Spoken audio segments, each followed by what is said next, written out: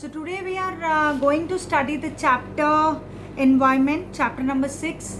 Subject is home science, class 10th NIOS.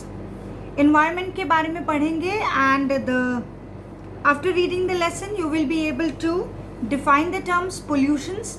Pollution क्या है, pollutant क्या है, pollution को कैसे categorize किया हुआ है on base of its sources.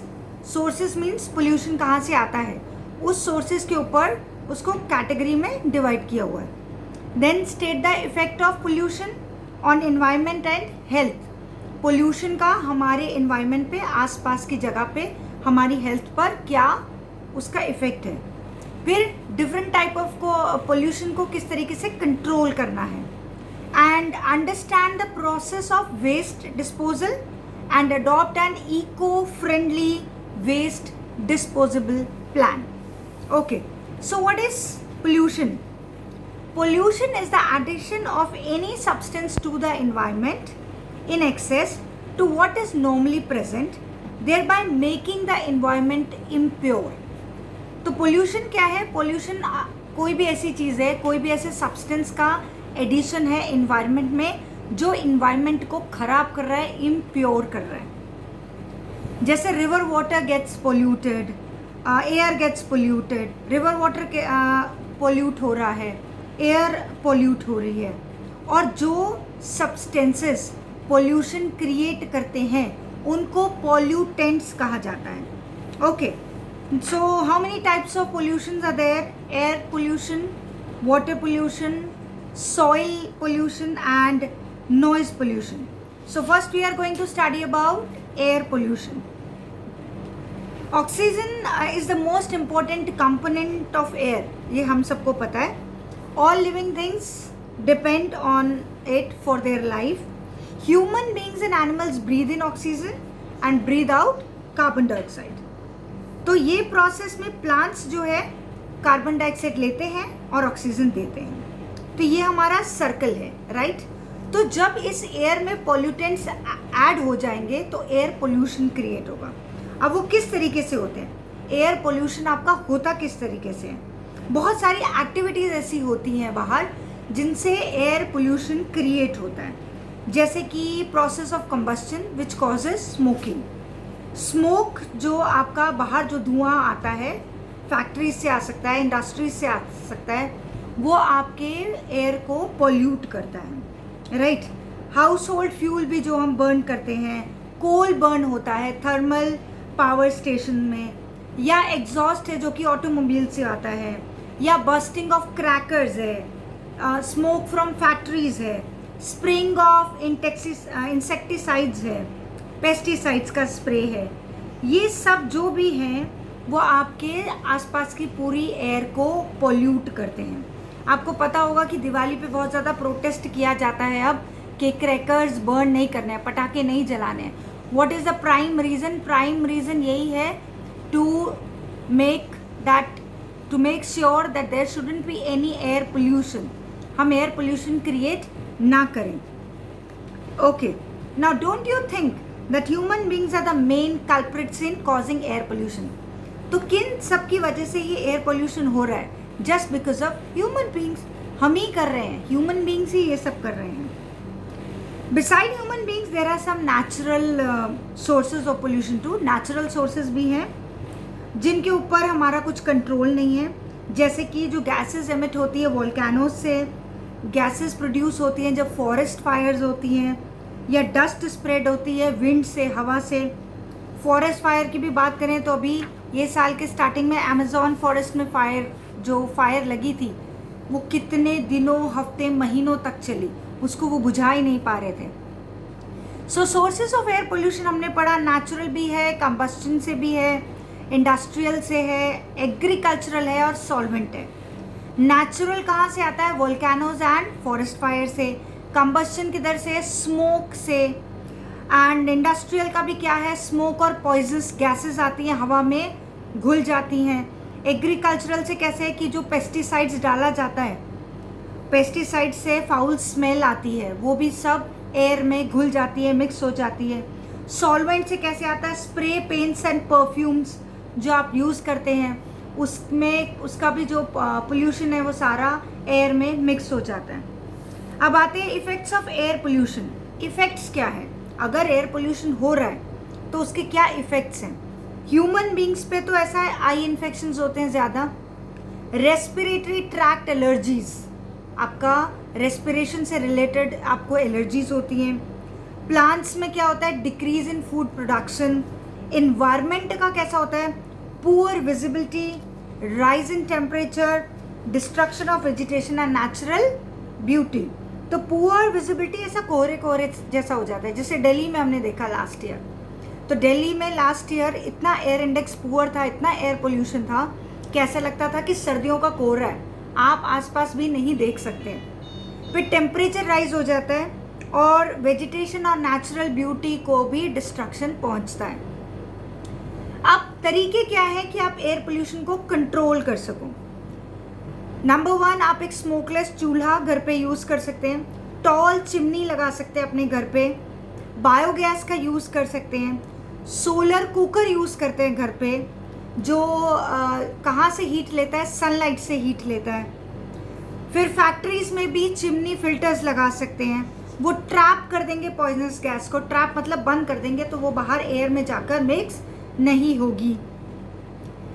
And vehicles must be fitted with special devices to reduce air pollution. फिर CNG का इस्तेमाल कर सकते हैं, that is compact natural gas. Garbage को जलाना नहीं चाहिए, उसको हाइजीनिकली डिस्पोज करना चाहिए। रोड्स को पक्का बना सकते हैं हम, रोड्स जितनी पक्की होंगी डस्ट उतना उड़ेगा नहीं और एयर में मिक्स नहीं होगा। सबसे इम्पोर्टेंट, ट्रीज प्लांट करने हैं आपको, जितने ज़्यादा पेड़ होंगे इन्वायरमेंट उतना बैलेंस रहेगा। क्रॉप्स को ग्रो करना है in the fields all the year round so that the soil is not expose to erosion. Now let's come to the next part, that is water pollution. Water pollution है कि पानी किस तरीके से pollute होता है, पानी किस तरह से इम्प्योर होता है, जो हमारे पीने लायक नहीं रहता। Water gets polluted when the following are thrown in. क्या? डोमेस्टिक वेस्ट, जब डोमेस्टिक वेस्ट को पानी में फेंका जाता है। Domestic waste is generated through various household activities. It causes pollution when it is disposed of in a nearby water source. पास में आपके कोई नदी बह रही है, कोई लेक है आपकी, इस तरीके का नेचुरल सोर्स जो पानी का है, उसमें जब हम अपना वेस्ट प्रोडक्ट्स उसमें डाल देते हैं, फेंक देते हैं, तो पानी पोल्यूटेड हो जाता है। और अगर वही पानी हम अपने नहाने के लिए, कपड़े धोने के लिए और इन सब के लिए यूज़ करते हैं, तो वो पानी हमारी बॉडी को बहुत ज़्यादा नुकसान पहुंचाता है। इवन एनिमल्स, अगर रिवर इफेक्टेड होंगी, एनिमल्स वहाँ जाके नहाएंगे, वो पानी पिएंगे, तो वो भी उनके लिए बहुत ज़्यादा हार्मफुल रहेगा। Then industrial waste, industries, factories, उसका जो वेस्ट होता है, उसका जो कचरा होता है, वो भी वो सारा कहाँ फेंकते हैं? नदी में फेंकते हैं। नदी में जाता है, पॉन्ड्स में जाता है, इवेंचुअली सीज तक पहुँचता है और इससे वाटर पोल्यूशन होता है। फिर एग्रीकल्चरल वेस्ट होता है। Agricultural waste is related to agriculture, that is chemical fertilizer जो यूज़ करते हैं, पेस्टिसाइड्स यूज़ करते हैं। तो इन केस ऑफ रेनफॉल, जब रेनफॉल होती है तो runoffs from these agricultural fields get mixed with water. जब बारिश होती है तो बारिश के पानी के साथ ये सारा केमिकल मिक्स हो जाता है और बाकी वाटर रिसोर्सेज को जाके पोल्यूट करता है, यानी नदी में जाकर मिल जाता है, स्ट्रीम्स में मिल जाता है, लेक्स में मिल जाता है। The next source is oil spills. Sometimes oil from oil tanker spills over the large areas of a sea. This also causes water pollution. It affects the plant and animal life present in water. तो पानी, ये जो oil निकलता है tanker से, वो spill हो जाता है, मतलब वहाँ से निकल कर सी में जाकर, नदी में जाकर ऐड ऑन हो जाता है। इससे भी वाटर पोल्यूशन होता है और ये प्लांट और एनिमल लाइफ दोनों को इफेक्ट करता है। तो हमने पढ़ा सोर्सेस ऑफ वाटर पोल्यूशन क्या हुए? Domestic waste, agriculture waste, industrial waste, oil spills. ये 4 चीज़ें आपकी सोर्सेज ऑफ वाटर पोल्यूशन है। Then let's try to understand effects of water pollution. Effect क्या होता है? वाटर पोल्यूट होगा तो आप पे क्या इफेक्ट होगा? आप खुद ही सोचिए। पोल्यूटेड पानी आप अगर पी लेंगे, कंज्यूम करेंगे, उसको यूज़ करेंगे, उससे बर्तन धोएंगे, उससे नहाएंगे, तो किस तरीके का आपके ऊपर इफेक्ट पड़ सकता है? Often it is reported that the major cause of epidemics is a non-availability of clean water in that area. आपने देखा कि बड़ी से बड़ी बीमारी जब फैलती है तो ये कहा जाता है कि आसपास साफ पानी की व्यवस्था नहीं थी, तो साफ पानी ना होने की वजह से भी बीमारियां फैलती हैं। अनसेफ पानी जब आप पीते हैं तो उस पानी से आपको कोलेरा, टाइफाइड, डायरिया, डिसेंट्री, इस तरीके की बीमारियां होती हैं। और अगर आप उसी पोल्यूटेड पानी से नहाएंगे तो आपके स्किन डिजीजेस होंगे और एलर्जीज हो जाएंगी, राइट। अब लेकिन प्लांट्स एंड एनिमल्स जो उसी में वही पानी यूज़ करते हैं या जो पानी में ही रहते हैं, जैसे फिश हो गया, सी वीज होगी, सी प्लांट्स हो गए, वो भी अफेक्टेड होते हैं वाटर पोल्यूशन से। Do you know why? वो इसके लिए because pollution is water causes lesser availability of oxygen to them. जितना पानी पोल्यूटेड होगा उतना उनको ऑक्सीजन कम पहुंचेगा, जिसकी वजह से वो ब्रीदिंग प्रोसेस उनका प्रॉब्लमैटिक बनेगा and they could die also. अब आते हैं ways to control water pollution. Water पोल्यूशन को कंट्रोल करने के क्या क्या तरीके?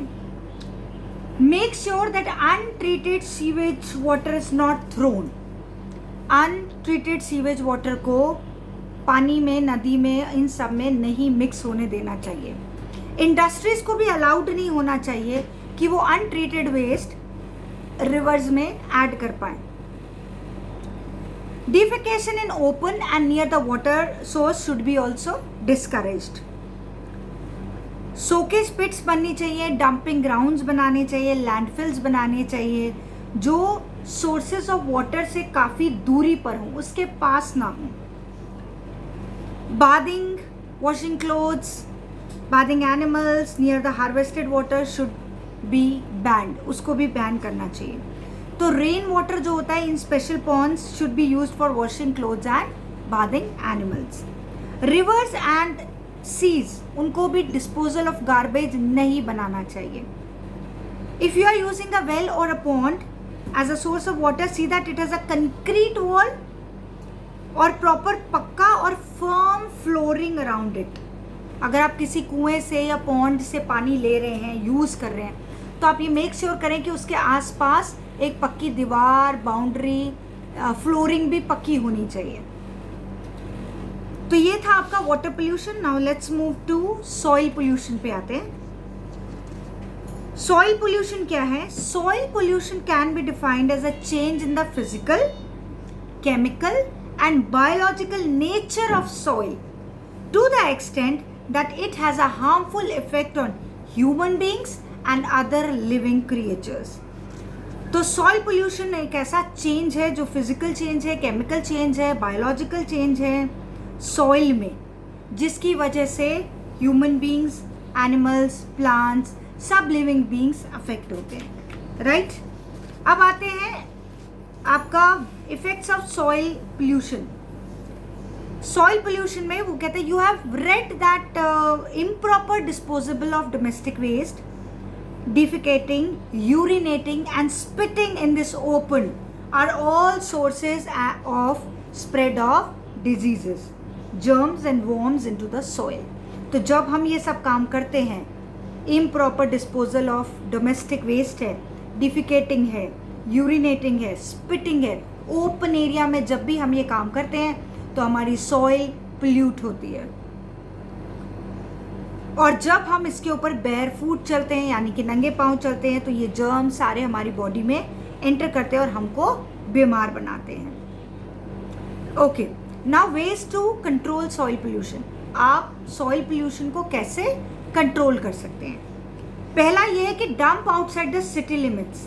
सिटी से बाहर जाके डंप करना है सारा वेस्ट। लैंडफिल्स यूज करने हैं आपने, कंपोस्टिंग करनी है, बर्निंग ऑफ रियूज़ करना है आपको, एंड इंसिनरेशन है। ये सारे 5 पॉइंट्स हैं जो आपके प्रॉपर डिस्पोजल ऑफ गार्बेज में हेल्प करेंगे. सो इम्प्रॉपर जो डिस्पोजल है गार्बेज का वो रोकेंगे उसको. दूसरी चीज़ें जो यूज़ कर सकते हैं दैट इज़ सैनिटरी लैट्रिन्स का यूज़ कर सकते हैं. लिमिटेड यूज़ रखिए इंसेक्टिसाइड्स और फर्टिलाइजर्स का, और इन्वायरमेंटल फ्रेंडली प्रोडक्ट्स को यूज़ करें आप. So this was your soil pollution. Now let's come to noise pollution. Noise pollution क्या होता है? नॉइज़ पोल्यूशन शोर हर जगह. Automobiles, trains, airplanes, loud speaker, radios, televisions, volume बहुत तेज़ है टीवी का, इंडस्ट्रीज़, मशीन्स, ये सब क्या कर रही हैं? सॉइल नॉइज़ पोल्यूशन क्रिएट कर रही हैं. अब इनका इफेक्ट क्या होता है? बहुत ऊंची आवाज़ सुन रहे हो तो आपको ही पता क्या हो सकता है. आपके नर्व्स को स्ट्रेस करेगा, आपको हेडेक होगा, मेंटल डिस्टर्बेंसेस होंगी आपकी, और हियरिंग एबिलिटी को भी ये अफेक्ट करेगा जितना ज़्यादा आप आवाज़ सुनेंगे. जैसे फैक्ट्री वर्कर्स होते हैं, पायलट्स होते हैं, ड्राइवर्स होते हैं, तो वो बहुत ज़्यादा ऐसे इन्वायरमेंट में रहते हैं जहाँ नॉइज़ पोल्यूशन ज़्यादा होता है, तो उनको ये खतरा ज़्यादा होता है कि उनके कानों से सुनने की शक्ति जाने का. तो ways to control noise pollution, ways कैसे कंट्रोल, आप कैसे कर सकते हैं कंट्रोल नॉइज़ पोल्यूशन को? That is playing radios and TVs at low volume, avoiding the use of loud speaker, talking in low tone, धीरे बात करें, व्हीकल हॉर्न्स तभी बजाएं जब ज़रूरत हो, साइलेंसर फिट करवाएं अपने व्हीकल्स में, फैक्ट्रीज को रेजिडेंशियल एरिया से दूर बनना चाहिए, और एयरपोर्ट्स भी सिटी एरिया से दूर होने चाहिए. ये आपके तरीके हैं नॉइज़ पोल्यूशन को कम करने के. Now let's come to the last part and then we'll be revising, recapping the things कि हमने क्या पढ़ा. What you have learnt. You have learnt different types of pollution, their harmful effects on all living beings. You have also learnt measures to control different types of pollution. After learning this chapter, we can say that controlling pollution is almost completely in our hands. Pollution को कम करना, control करना हमारे हाथ में, इतना तो हमें समझ में आया.